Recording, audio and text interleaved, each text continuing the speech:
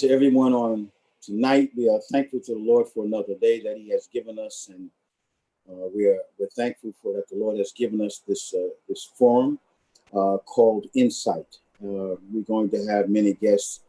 Insight is what we talk about as it relates to those who are our guests, be able to give us insightful things as it relates to what's happening in ministry and their lives and the communities to which they live in and how it affects them in many ways. And so we are hopeful that this forum will help you in many ways. We are thankful to the Lord for the last two guests.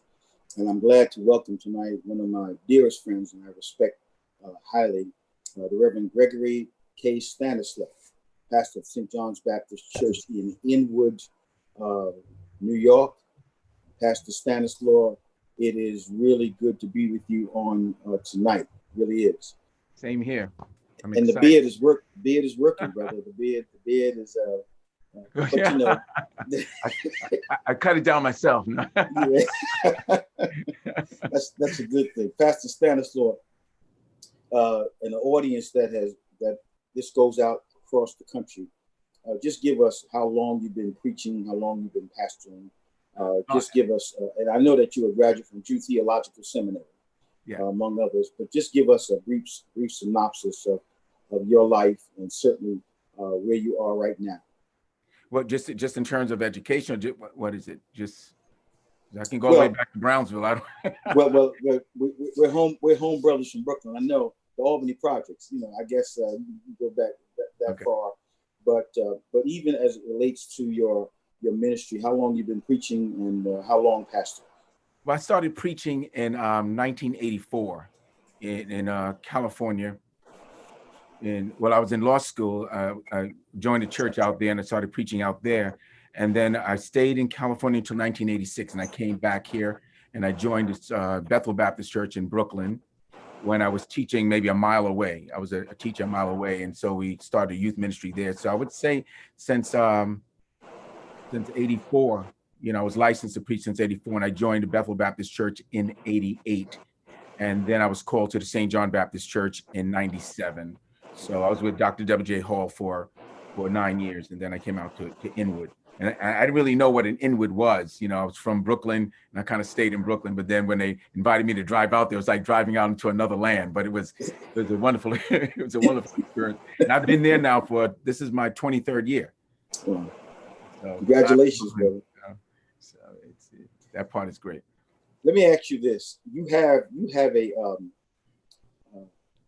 a program called Reconnect, and I've seen that demonstrated certainly on your page. Give us information relating to Reconnect, and how does that in certain ways expand your ministry, and what does it do for individuals who are looking at that? Dr. Camp, it was so funny. I was looking at that, and I realized that it's like the culminating sense that I have about things, especially when we entered into this pandemic when I stayed home from March 22nd.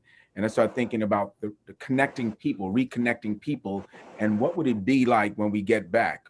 I thought it would be a month. Now it's almost 5 months. It may be 7 months, who knows? But will it ever be the same again? And so reconnecting people in a different way, and I know for sure that churches, in order to continue to reach people, we would have to be almost like the DOEs now. And I'm going to have one more year with the DOE, but it's going to be a hybrid. It's going to be both face-to-face and virtual.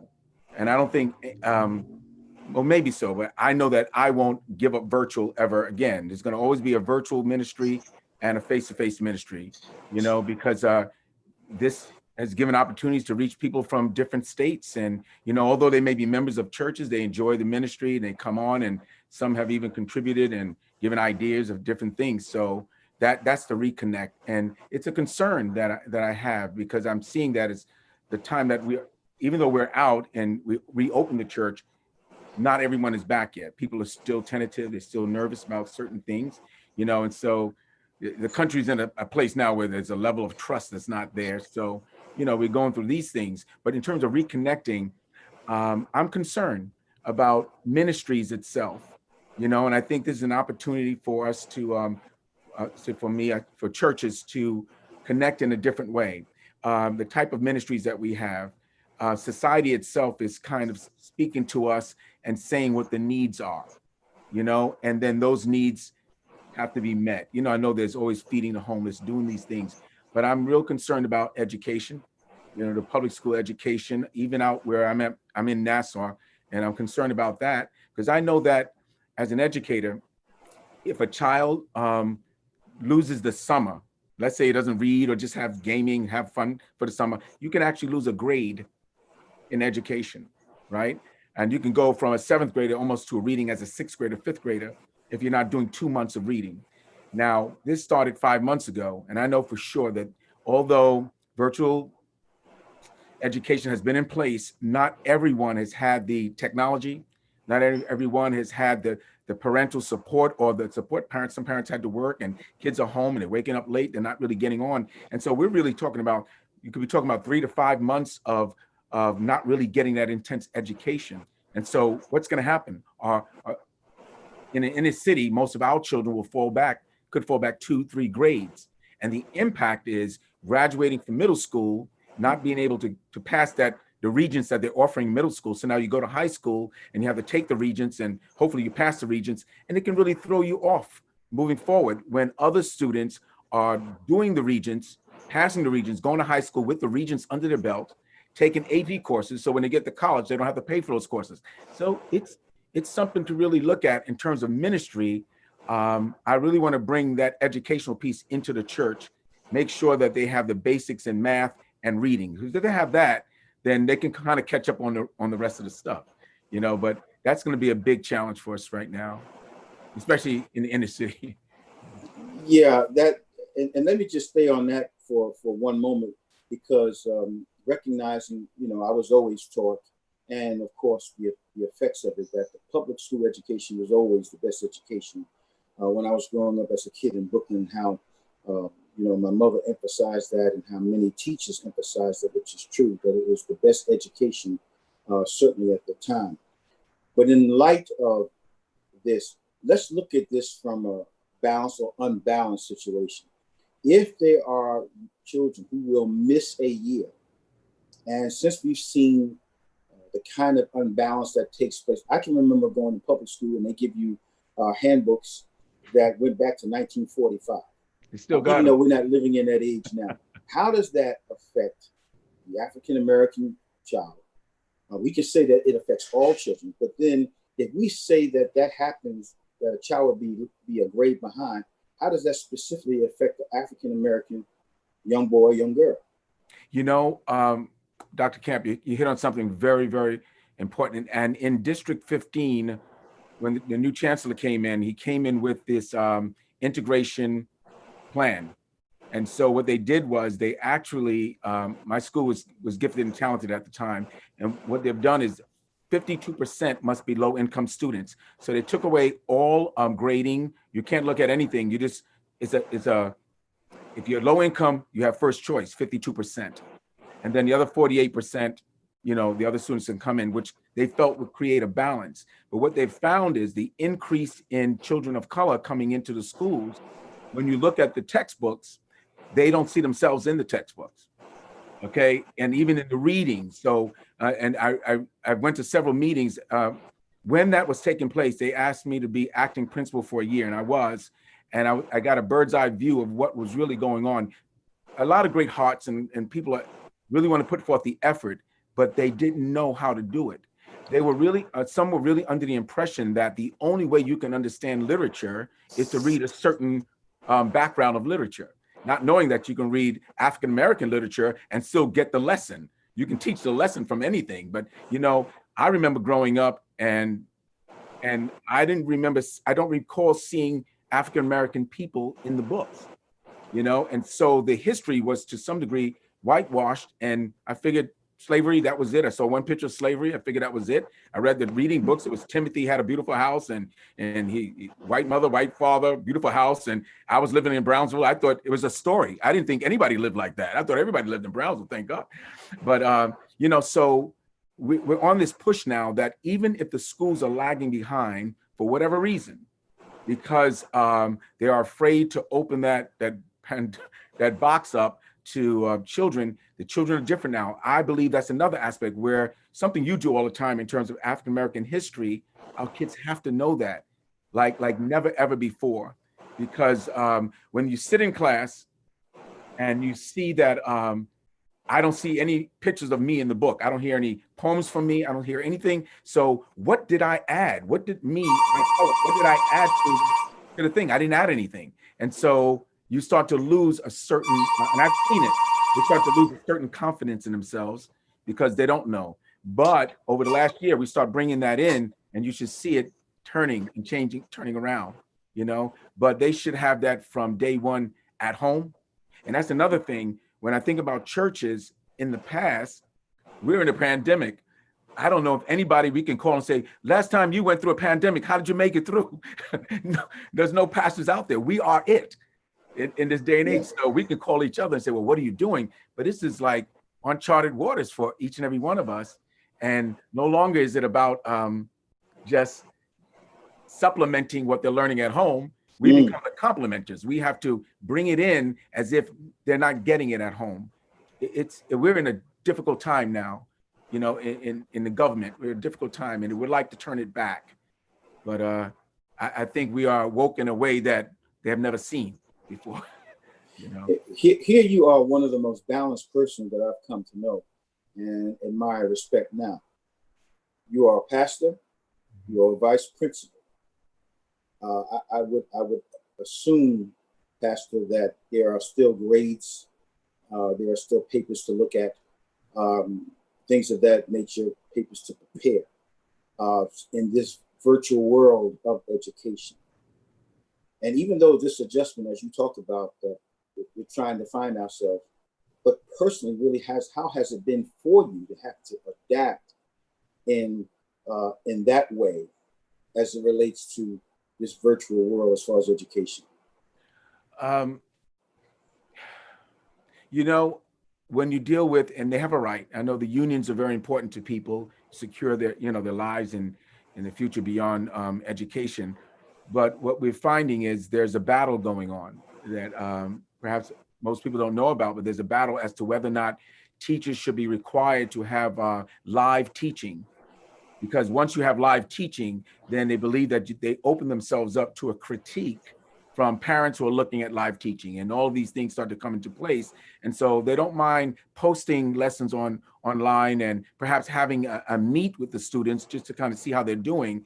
But there's a challenge as to whether or not moving into the fall, whether it be totally remote, which I don't think it is. We have 1,200 students, and we are to allow no more than 1/3 into the building. And so that means 3 grades, about 350 per grade. I would say maybe 150 will go total remote. Parents don't want them back in the building. I'm just guessing at numbers now. We haven't decided. But each grade would have maybe 100 in the building at any time. And so the question is, the other 200 who are not in the building, who is actually teaching them? They're not quite sure about that, whether there'll be teachers, other teachers from other places, online doing lessons with them, but then again, they're not with their teachers that they will have when they come to the building. So there's some great challenges there, but there's a lot of union issues, you know, a lot of concerns that parents have and a lot of concerns that teachers have. But, you know, the strange thing, Dr. Camp, was that a lot of the students who were doing poorly in face-to-face classes ended up doing better when they went virtual because of the students with IEPs, you know, independent learning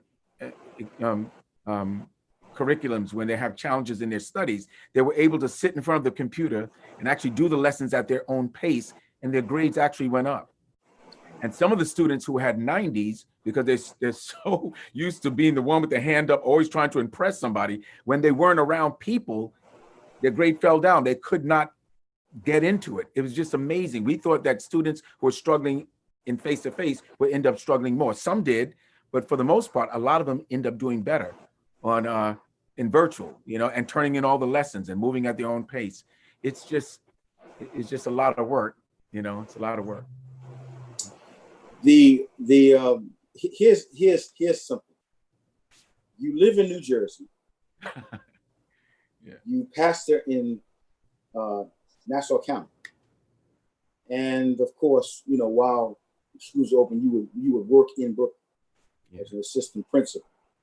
So now, how's the culture in Inwood where you live, in Inwood where you pastor, and New Jersey where you live, in terms of pandemic and in terms of what you might have witnessed as far as racism is concerned? Oh my. Well, I'll tell you this. You hit on something. I've been, you know, the way I grew up, I've attended Catholic school and all my life. And to be honest, I've never, until I got to seminary, I never had a Black professor or a Black teacher ever. Wow. You know, and so I was always aware of the racism, even as a little boy. We did some workshops, Dr. Camp, and they asked the question. They said, when was the first time you knew you were different? You knew you were Black, the first experience. All teachers had to go through this implicit bias training. And so I thought back and I realized that it was when I was about 6 years old on the steps of the Catholic school, when a little girl, I was playing with her, I won't call her name, I remember her name. And she, a little white girl, we were just playing. And a older boy, maybe 8th grade, I was in kindergarten, came and told her to slap me and call him the N-word.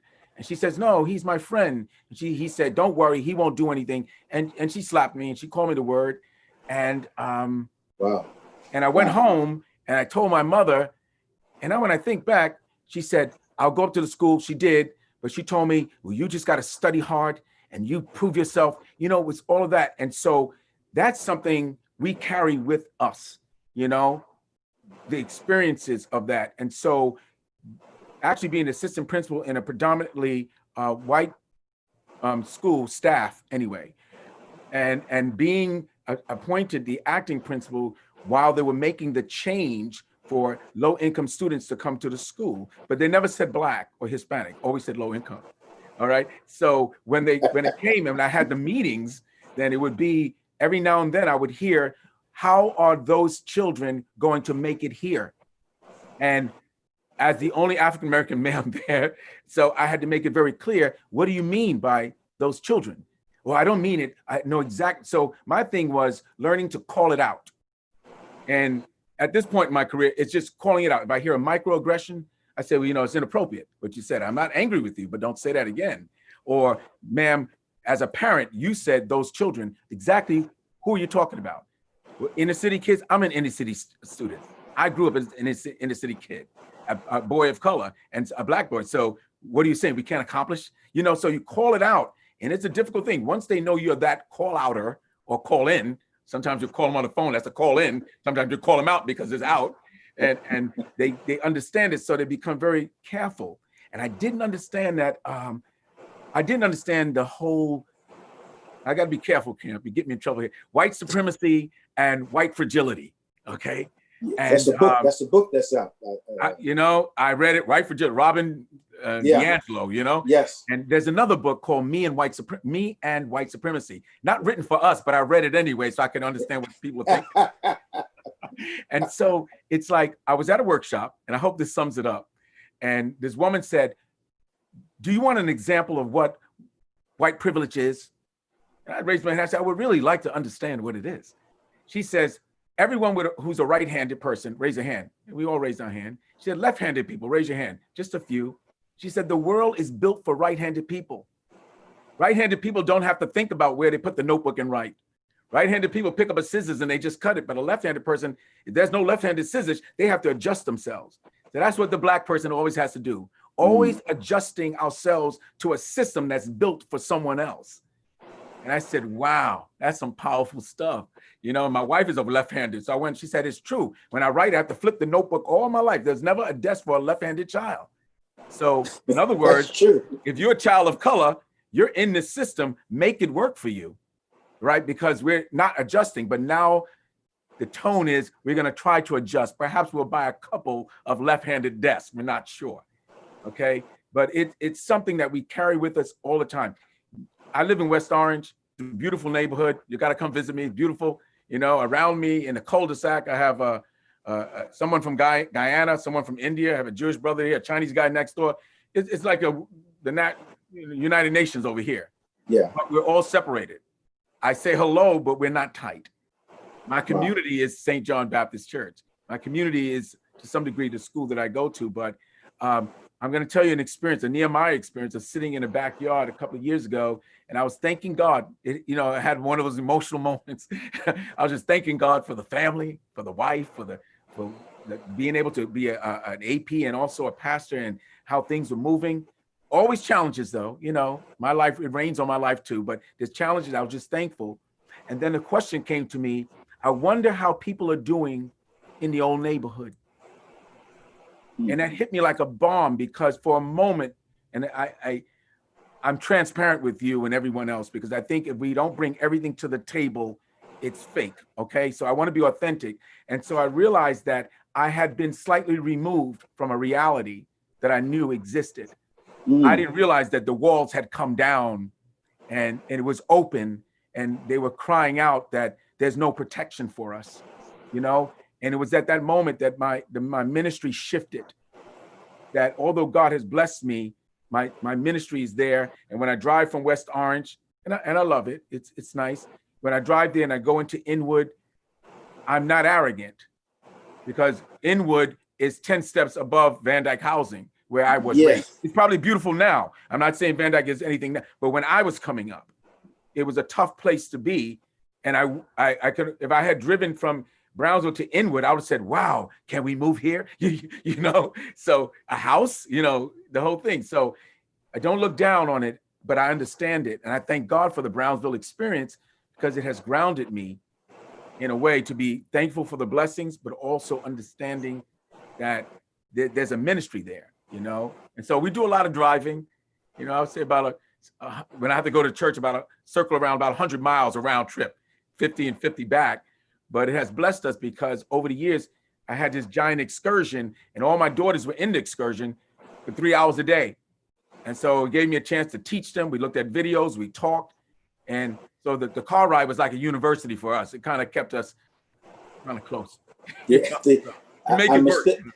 I mistakenly said the Albany project, but you're right, it's the Vandyke. Yeah, I was in Vandyke. Albany was nice. Albany was nice. But the Vandyke, you had to know somebody just to get in there. It was very similar to the Marcy projects. You didn't go in there. Yeah. The Vandyke sounded tough, even though it was British name, but it sounded tough. It just sounded tough. Yeah. Let me ask you a question. In the challenge of the brain while being isolated and quarantined, what's that like? I know what I've experienced. What's that like for you? Camp, here's something else. My background is biology, right? That was my undergrad, was biology. So I love science, but we move beyond that. And so what I do is almost as a hobby is I study the brain. I read books on the brain, what am I? I just read it. And so the thing that I've learned was the neuroplasticity, that the brain is constantly able to heal itself and to rewire itself.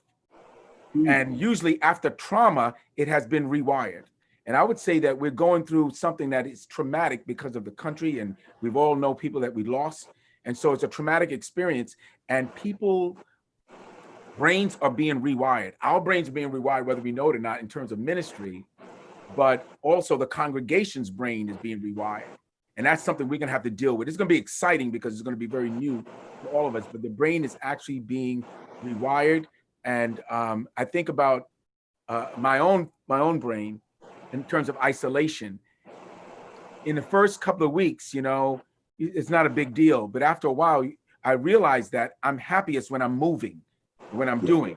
I've been doing so many projects in this house, and at the same time, listening to the books and listening. I've listened to about 12 books already on the brain and neuroplasticity and all this stuff, and the transformational church and stuff like that, so that I would understand what's going on. And because if I don't stay busy, if I don't keep my mind wiring and learning, I don't know what it would be like. And I also read some books on depression, how it's so easy. You can have everything great in life and you can slip right into a depression, But I find that when I'm active, when I'm contacting people, when I'm online doing stuff with people, I get excited, and I know that there's still hope beyond West Orange where I'm at, So, and that this too will come to an end. But how will it come to the end? How will we be when we get there? We have to be greater when we get to the end of this COVID, because the people are going to have a need that we have never experienced before, My guest tonight, the Reverend Gregory K. Stanislaus, a scholar. Whenever he talks, I never tire of hearing him, because he gives me something to think more about, and I really appreciate him. Now, let me just ask you this, Pastor. How has unemployment affected any members of your congregation? And we already know about the health crisis in terms of people's health, but not only just the physical, but we also know the mental. How is that going, if you see that in the community where you live and in the church where you pastor?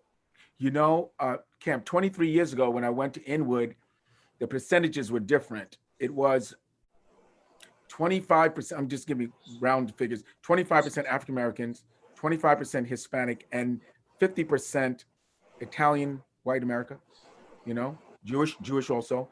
And so now it has shifted.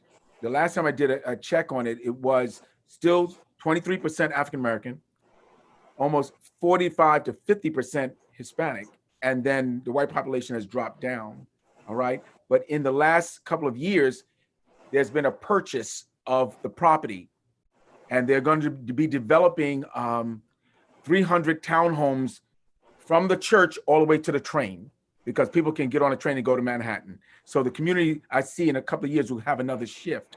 But because of the large percentage of, when you say people of color, Hispanic and Hispanic people from different places, and African Americans from different places, it's like 70-something%. And so most of the people did a lot of domestic work. They did the, bus drivers, blue collar workers, they work hard. And so there's been a lot of health and death going in that way. But in terms of the those who are working in schools, been a lot of layoffs, because Nassau County is different. They don't really have a contract yet. They're working, figuring all of that. And so I've noticed that people in the congregation, many have lost their jobs, and a lot of them are on unemployment now. And so I can see that almost in the giving, but we have prepared ourselves for that, so we'll be fine. But I see it and I hear them when they call the things that they need. So it has been an impact on the church, Yeah. Considering what's happening in our country today with the, it almost seems to me, either we are in one or on the verge of the second Civil War.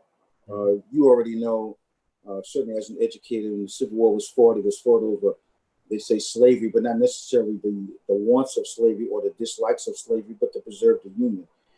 This is a kind of civil war that's psychological. It's racism as well, and it's also classism. How would you view that as an educator who is observing all of this, considering how much you read? As a second Civil War, there's this book that I read just recently, and it's called The Guarded Gate. And I read it because I'm trying to understand the mindset of the ones who would live in a privilege and oppress another group. I'll put it that simple. It was not written for me, but I'm reading it, all right? And as I read the story of the history of the Anglo-Saxons coming in and how they have systematically oppressed every group, until, of course, the numbers shifted and they needed to add some onto their group. So they added them and say, you're now us, to keep the numbers a certain way. I realized that this whole thing, everything, is undergirded about race.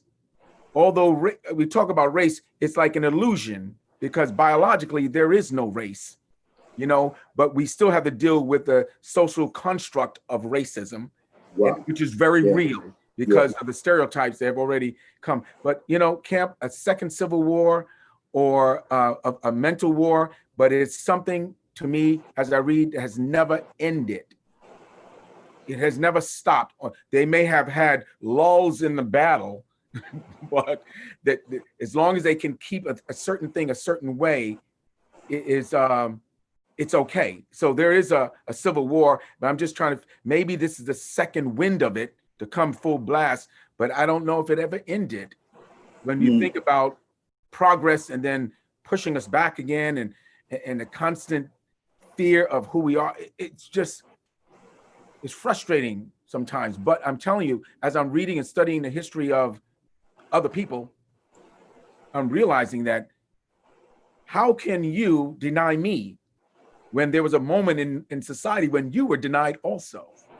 You know, I'm going to say something, and I hope this doesn't get kicked off Facebook or whatever we're on, but you know, the German, and this is not, the German Jews, when they came here, they did not want to accept the Jews from Eastern Europe. That's right. At all. And as a matter of fact, when they got here, they felt that it would blemish their image with America. And so they came up, the first usage of the word, the K word, and I don't want to say it, was used by them towards other Jews.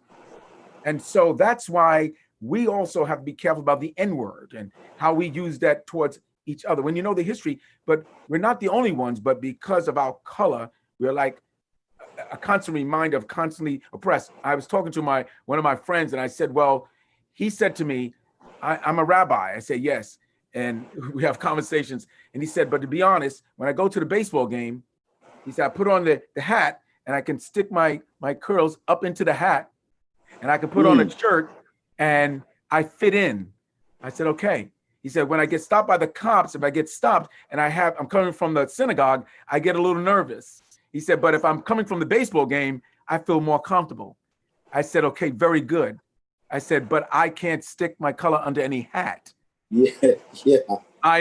This is with me 100% of the time. So we're always mindful of this. And when the pandemic first hit, when George Floyd was first killed, and I had to go do a homegoing celebration at a funeral parlor in Brooklyn, one of my daughters said to me the saddest thing.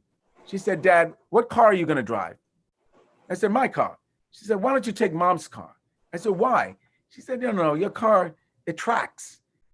I said, well, no, I'm not going to stop living, and I'm not going to live in fear. So I'll be driving my car. So for whatever it tracks, whatever they do is what they do. But just for her to have to think that way, that is a civil war in her thinking. And that breaks my heart to know that she thinks that way. She thought that, well, she probably still thinks the way, afraid for me. And I'll tell you a quick 1-minute story.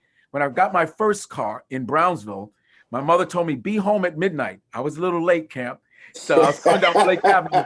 But before I was coming down Blake Avenue, I got stopped by the police in front of the Brooklyn Museum. It was just me in the car. It was dark, and it was a large car.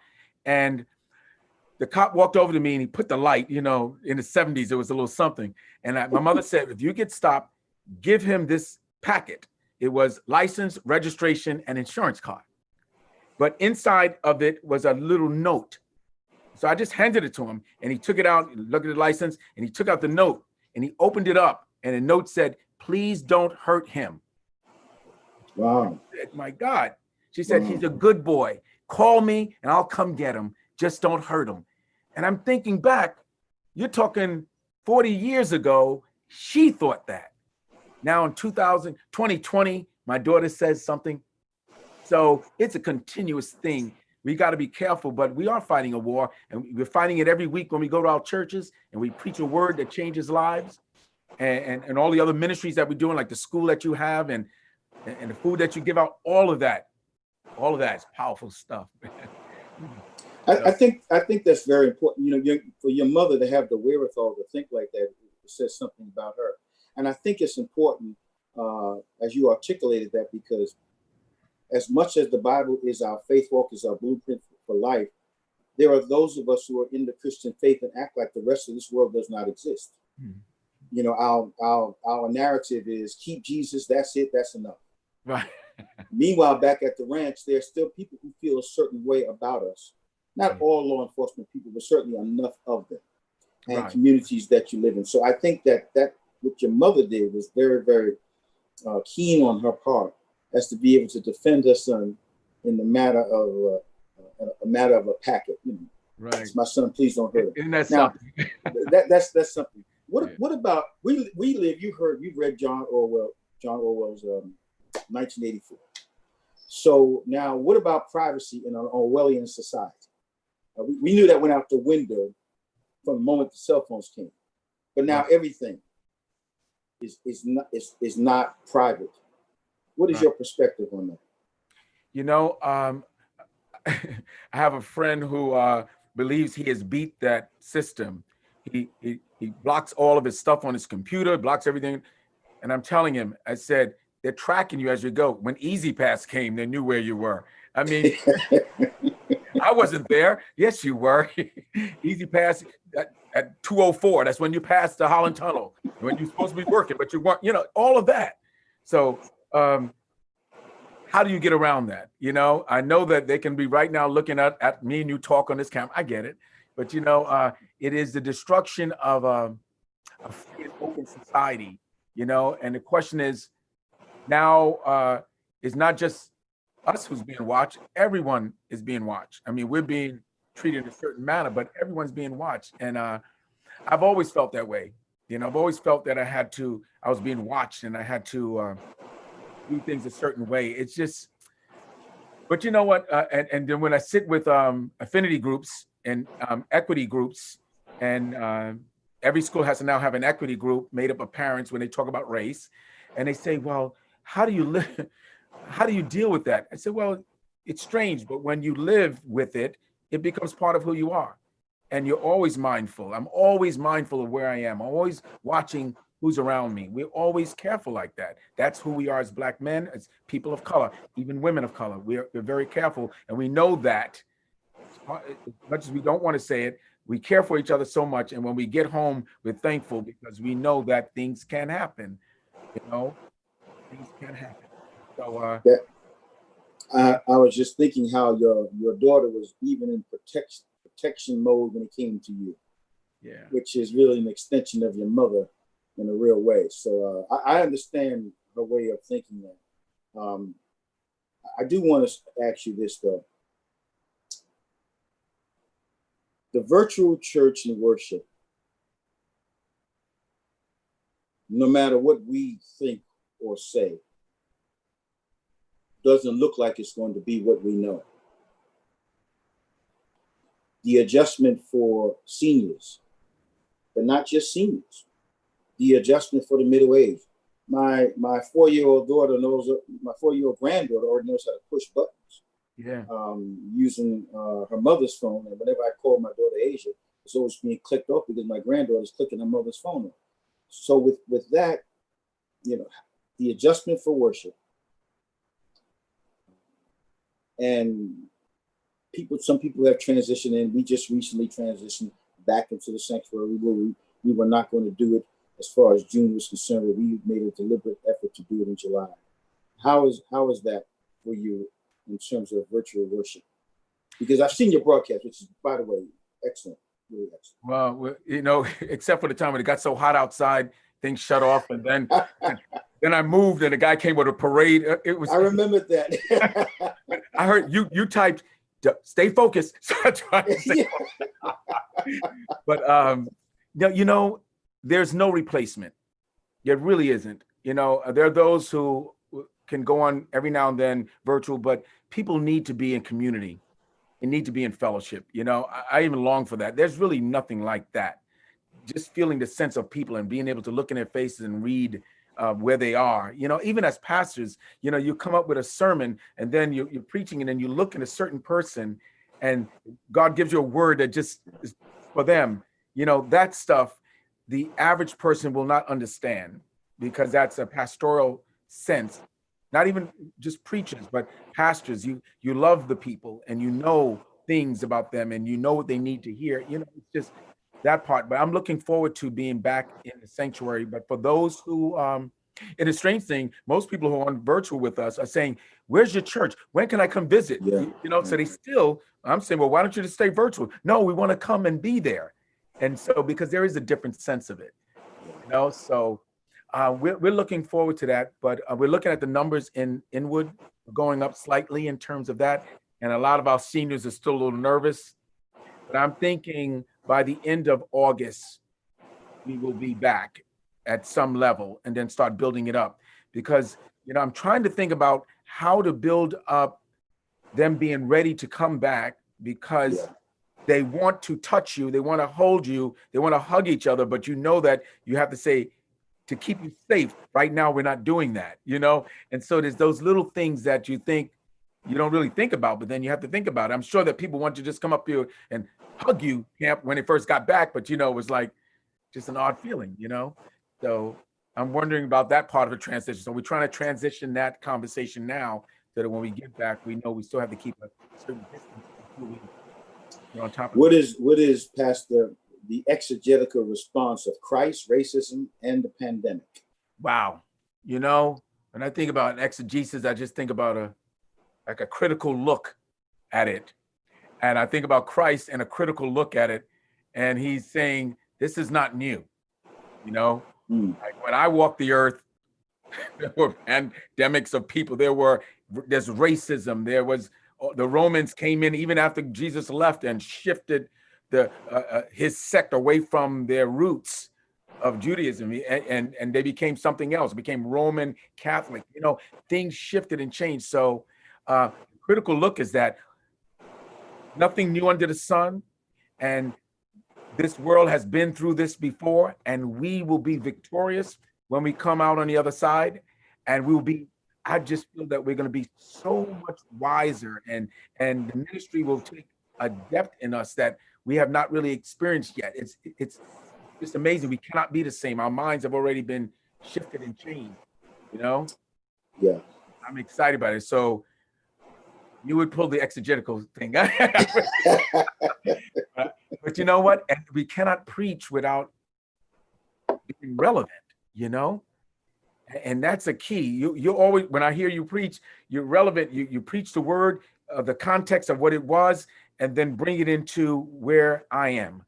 And it makes sense to me, And so I think that all churches, pastors have to be aware of that life after COVID in church may be the same in terms of numbers coming, even more numbers coming perhaps, because there are many churches that are closing down. So people will gravitate towards you, but the mind will be different. The trauma will be different. The ministries of restorative circles and sitting and listening to people's pain is going to be different, So you have to prepare for those things. And, people like to talk, like to get that stuff out. Do you find that people who ask for counsel or advice in this moment, as it relates to that's going on, do you find that there's always a response based on the word of God? We understand that. Dr. James Forbes one time went to, I think it was West Africa, and he saw how poor the people were doing over there. And he said he couldn't open up his mouth to witness to them because of the things that he witnessed. People who are very poor and living in huts. How do you find yourself at a stalemate, at a point where someone's calling you for counsel, and you going through your own personal thing? How do you find yourself at a stalemate, and yet you reach in and God gives you something to say, even if it's not a whole paragraph, just something to say? Reverend Kemp, when we first started this conversation, I said,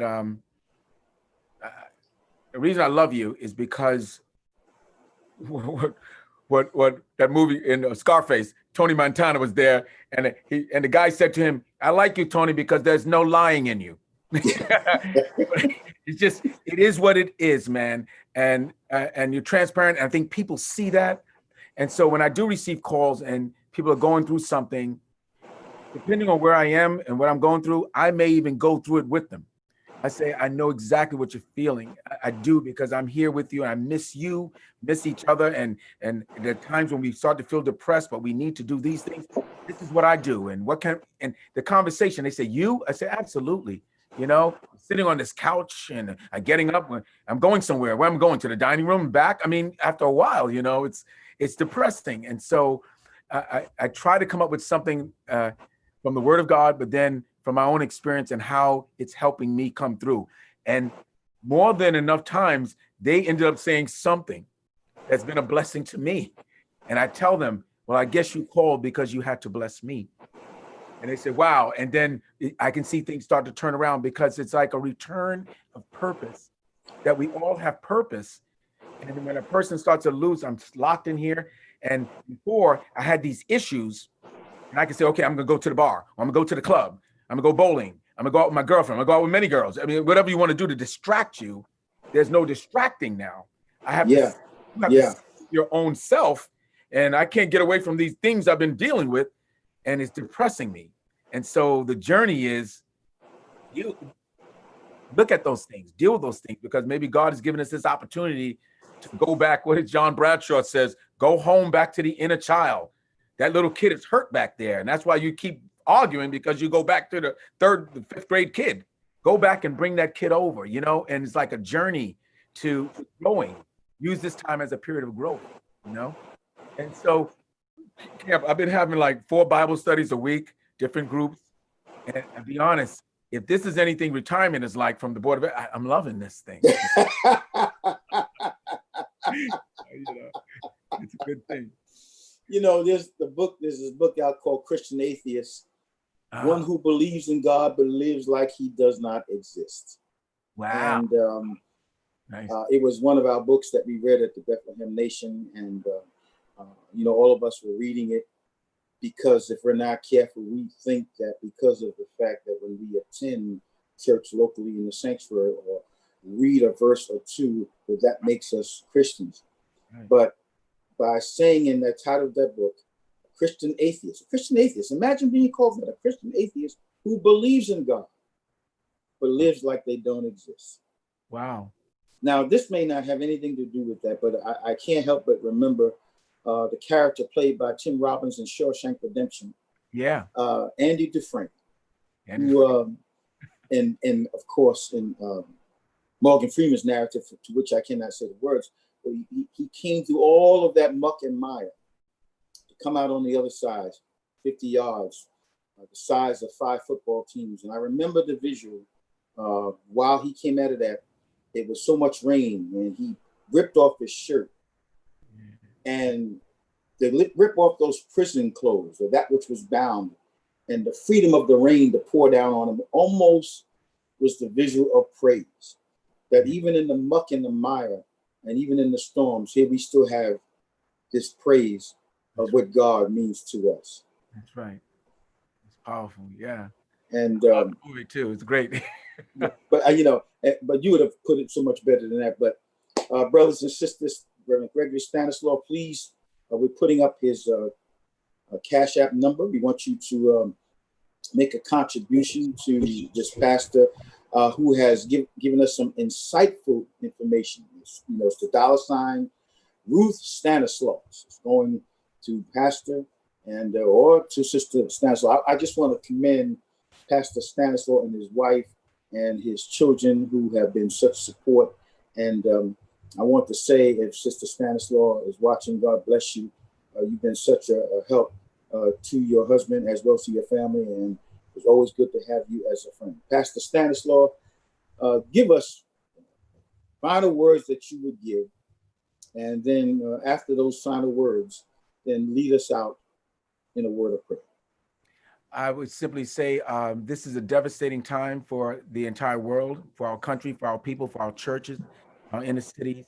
But I raised my kids on Romans 8:28. All things work together for good for those who love God and called according to his purpose.